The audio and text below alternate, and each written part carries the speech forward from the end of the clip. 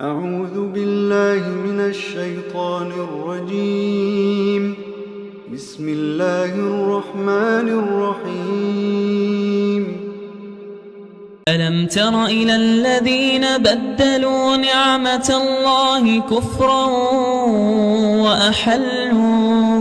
وأحلوا قومهم دار البوار جهنم يصلونها وبئس القرار وجعلوا لله أندادا ليضلوا عن سبيله قل تمتعوا فإن مصيركم إلى النار